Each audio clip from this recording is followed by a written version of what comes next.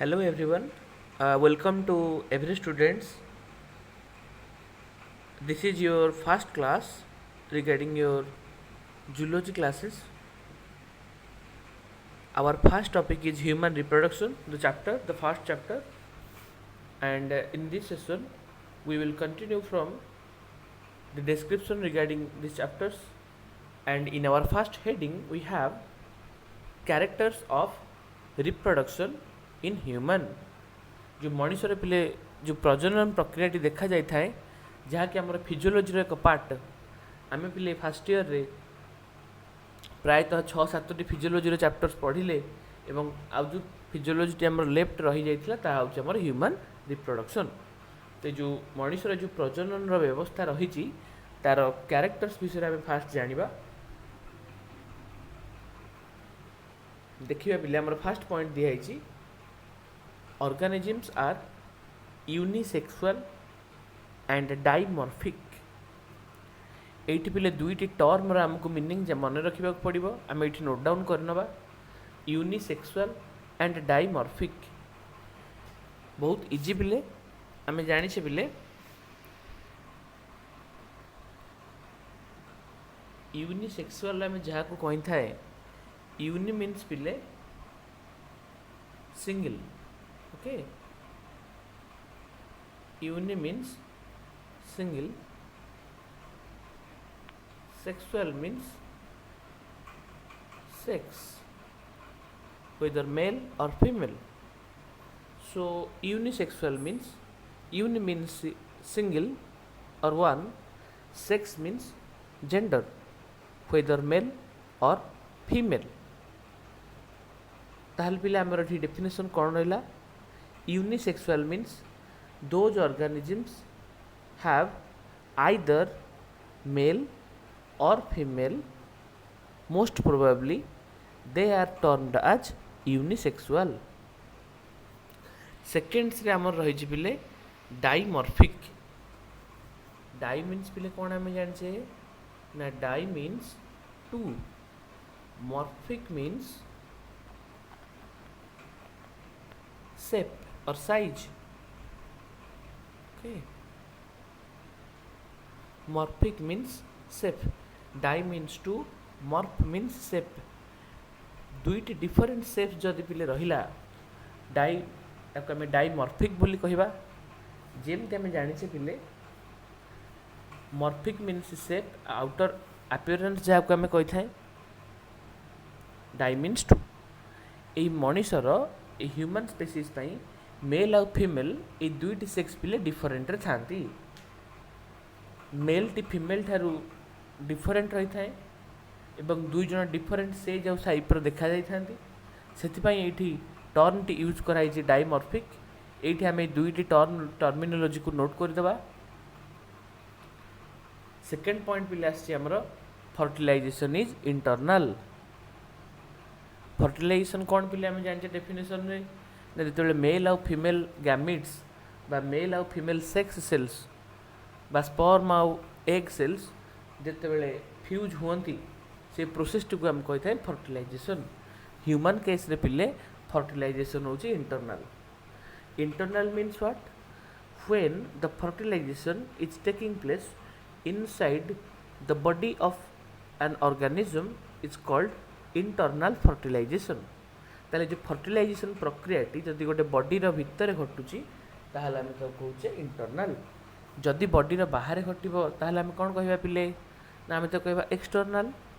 आम देखीचे बहुत गुड़े आमर सामुद्रिक जीव बा मरीन स्पेसीज मान जो मान रही आमर डिफरेंट क्लासेस जमी आम एकाइनोडोम्स नहीं पारिबा, आम आम आर्थ्रोपोड्स नहीं पारिबा, आम पाइसेस को नहीं पारिबा।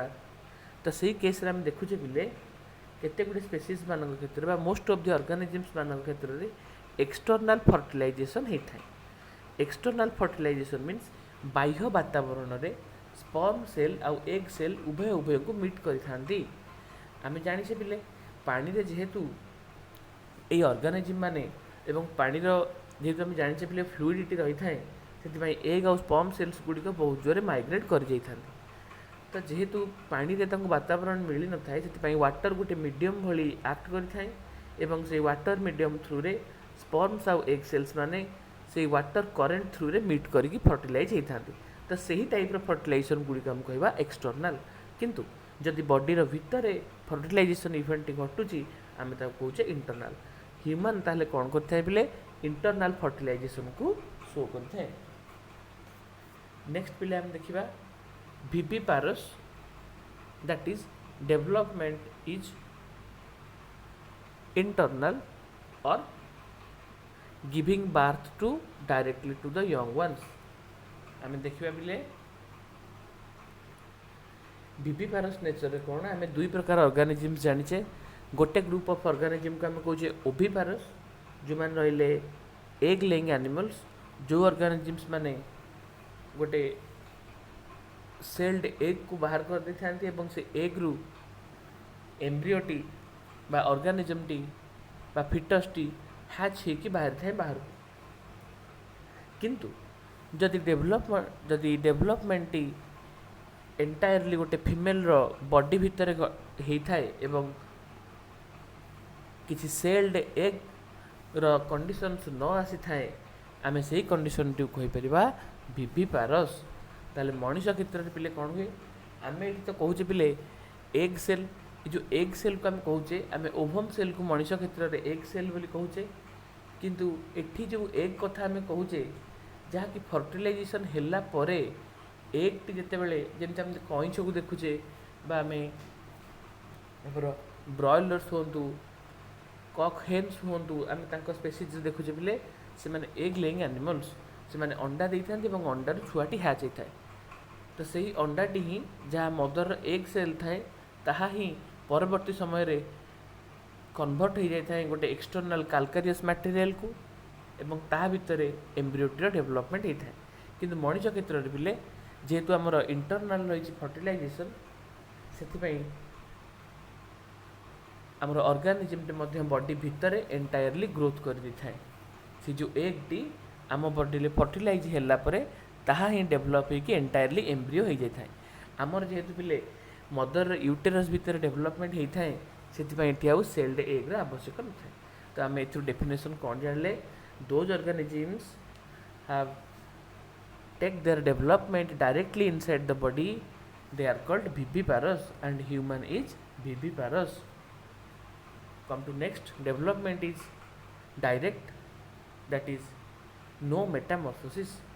आम जाने पिले गोटे लार्भा गोटे स्टेज आम रही थाए जहाँ को आम गोटे टाइम लैप्स बोली कही थाए आम बहुत गुड़ी ऑर्गेनिजम्स मानकर देखी आसे इन्वर्टिब्रेट सेक्शन में पढ़ीचे केते गुड़ी ऑर्गेनिजम्स मानकर लार्भाल स्टेज रही थाए से लार्भाल स्टेज द्वारा कौन होता है ना से टाइमटा लैप्स हो जाए थाए लैप्स माने कौन होता है जेहेतु आम देखीचे आमर डेवलपमेंटा ह्यूमन रो डायरेक्ट जाइगोट पर मोरुला ब्लास्टुला गैस्ट्रुला धीरे धीरे से सेलटी से जुग्मजटी आज एत बड़ मेगा स्ट्रक्चर करदिए किंतु केते गुड़ी ऑर्गेनिजम्स मानकर कौन होता है ना तांकर डेवलपमेंट डायरेक्ट हवा पूर्व गोटे इंटरमीडिएट स्टेज देके आसए से स्टेज थ्रू से माने बहुत जल्दी एडल्ट स्टेज को मैच्योर हो जाता तो बहुत जल्दी एडल्ट स्टेज को रिच करवा जो प्रोसेस टी को आम कही मेटामॉर्फोसिस तो ह्यूमन कौन सी प्रकार मेटामॉर्फोसिस शो कर न थाए डेवलपमेंट डायरेक्ट डेवलपमेंट होता है किंतु जदि मेटामॉर्फोसिस जो ऑर्गेनिजम्स माने शो करी थांती सही मानकर डेवलपमेंट को आम इनडायरेक्ट डेवलपमेंट आकार रे नामित करछे। नेक्स्ट पॉइंट जानिया पिले human is a continuous breeder. आम यह जानी पिले जो सारा विश्व रे विभिन्न प्रकार ऑर्गेनिजम्स माने रहिछंती केते गुडी ऑर्गेनिजम्स केवल तांको लाइफ रे थरिए मात्र ब्रीडिंग करथांती केते गुडी ऑर्गेनिजम्स गोटे आइदर वर्ष को थरे ब्रीडिंग करती केते गुडी ऑर्गेनिजम्स वर्ष को दुई थर ब्रीडिंग करती but human is a continuous breeder it means human रो sexual active reproductive life active period रे ताहा कंटिन्यूअसली यंग वन्स को बार्थ करथाए सेथिपाई ये ठीक बात दिया जाइछि बिले कंटिन्यूअस ब्रीडर। यह थिला पिला हमर विवरणी आम ह्यूमन रिप्रोडक्शन रे आम ये केते गुटे पॉइंट जानले unisexual dimorphic internal fertilization viviparous metamorphosis and continuous breeder ये टर्मिनोलॉजी गुड़िक पिले आम नोट करदेवा। नेक्स्ट आम जाना पिले इवेंट्स इन ह्यूमन रिप्रोडक्शन। तो जो ह्यूमन रिप्रोडक्शन होता है कौ इवेंट मध्यम रिप्रोडक्शन प्रक्रियाटी सक्सेस होता है बा प्रोसीजियोर टी एंटायरली कंप्लीट करें। तो एंटायर फिजियोलॉजी को कंप्लीट करने आमर ये पिले 6टी पॉइंट्स रही 6टी प्रोसेस रही। प्रथम प्रोसेस टी आम कहूँ प्रथम इवेंट्स टी आम कहूचे गैमेटोजेनेसिस। गैमिट्स माने कौन पिले आमको ये मन रखापी पड़ो। गैमिट्स गुड़ी आमर कहुए सेक्स सेल्स। गैमिट्स गुड़ी को पिले कहुए सेक्स सेल्स।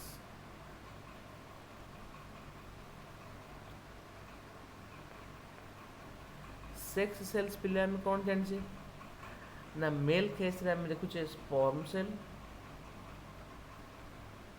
आ फीमेल केस रे आम देखुचे एग सेल और ओवम सेल। ताले गैमेट्स को आम कही पिले सेक्स सेल्स एवं मेल गैमेट्स को आम कही स्पर्म सेल्स एवं फीमेल गैमेट्स को आम कही ओवम सेल्स और एग सेल्स। तो ये जो प्रोसेस रे पिले स्पर्म रो सिंथेसिस होता है जो प्रोसेस रे स्पर्म रो सिंथेसिस होता है से प्रोसेस को आम स्पर्माटोजेनेसिस बोली कही थाए।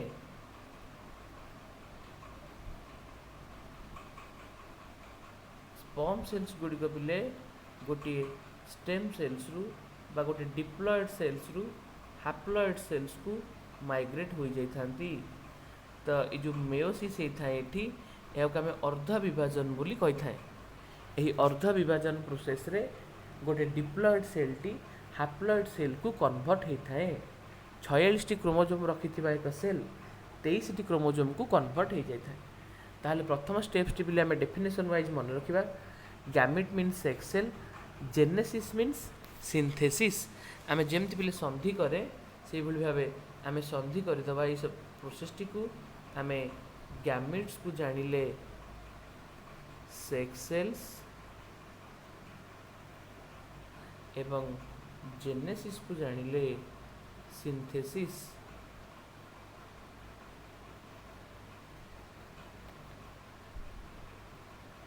तो पिले आम ये देखा सिंथेसिस मीन्स फॉर्मेशन। तो जो प्रोसेस रे गैमेट्स माने बा सेक्स सेल्स गुड़िकर फॉर्मेशन होता है से प्रोसेस को कहबा आम गैमेटोजेनेसिस। डेफिनेशन पिले आम देदेला production of male and female gametes is called gametogenesis. ताले ये प्रोसेस टी फास्ट इवेंट। ये इवेंट प्रथम आमर मेल और फीमेल सेक्स सेल्स गुड़िक सिंथेसिस होगी रेस्पेक्टिव मेल और फीमेल बॉडी रे स्टोर होगी रहिबे। सेकेंड प्रोसेस पिले आसिला इनसेमिनेशन।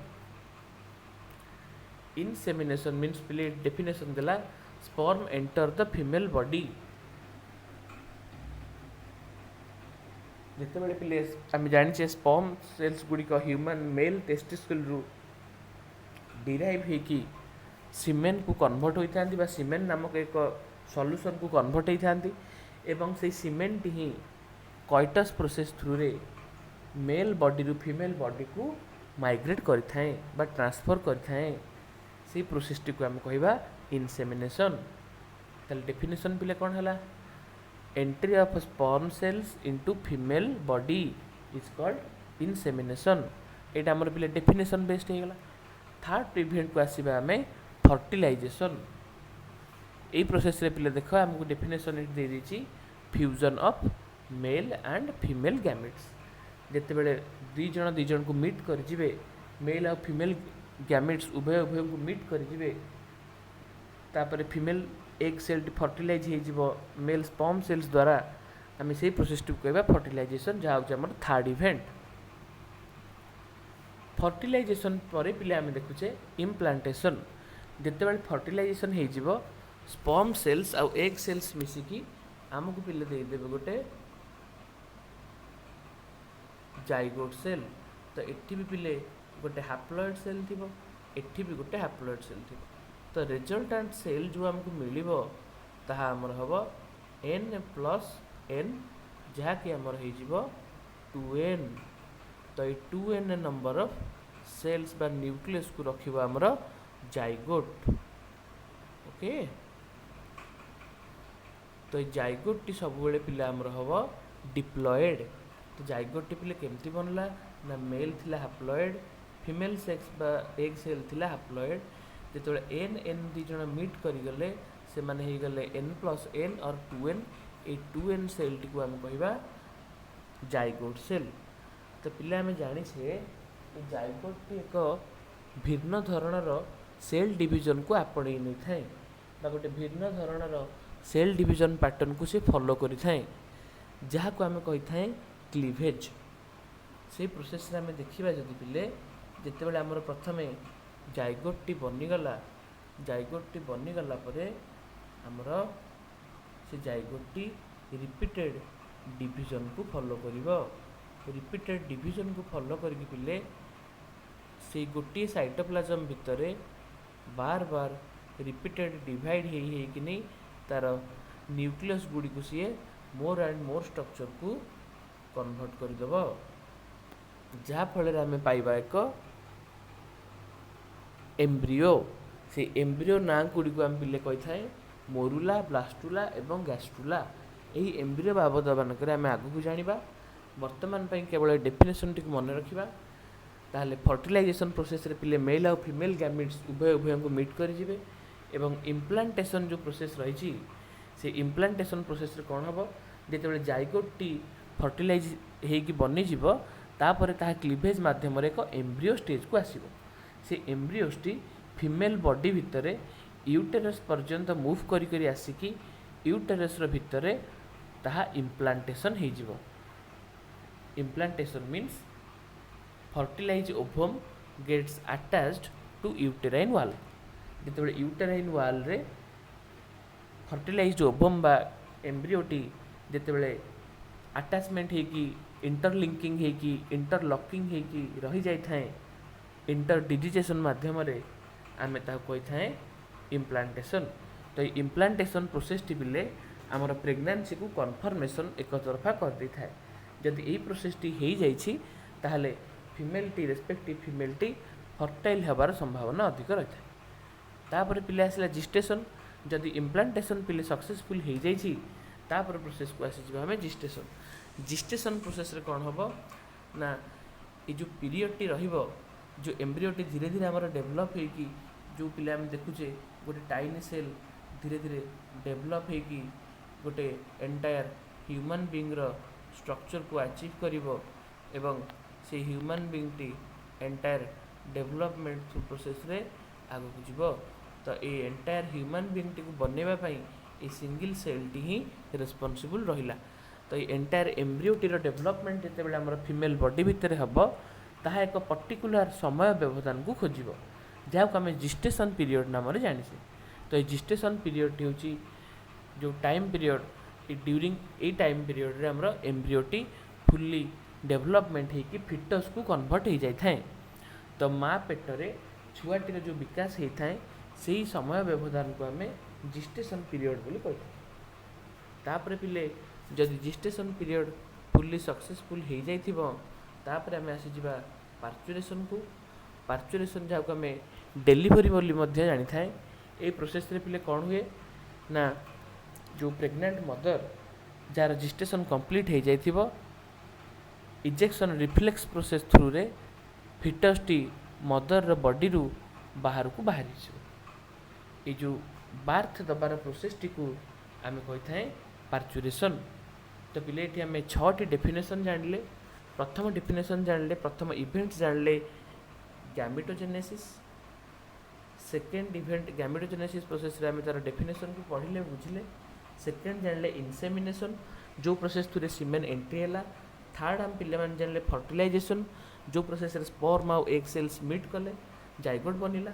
फोर्थ प्रोसेस रे पिले आम जानले इम्प्लांटेशन जो प्रोसेस रे हमर डेभलपिंग एम्ब्रियोटी यूटेराइन वाल रे अटैचमेंट होगी कन्फर्मेशन कला। जिस्टेशन पीरियड रे आम जानले जो ड्यूरेशन पीरियड रे फिटस टी डेभलप होला एम्ब्रियो रु। तापर आम पार्चुरेशन जानले जो प्रोसेस रे यंग वन टी फिटस टी एक्सटर्नल एनवायरनमेंट को रिलीज हो आसता है। तो पिले माने आज आम पई यही पेजटी ही रहिला पाठ। तो यही पेज दिया जाइथिबा पाठटी को आम स्क्रीनशॉट नहीं जिबा एवं एतिक जिनिस को आम नोट डाउन करके रखिबा एवं एई बाबद क्वेश्चन आंसर डिस्कशन करिबा।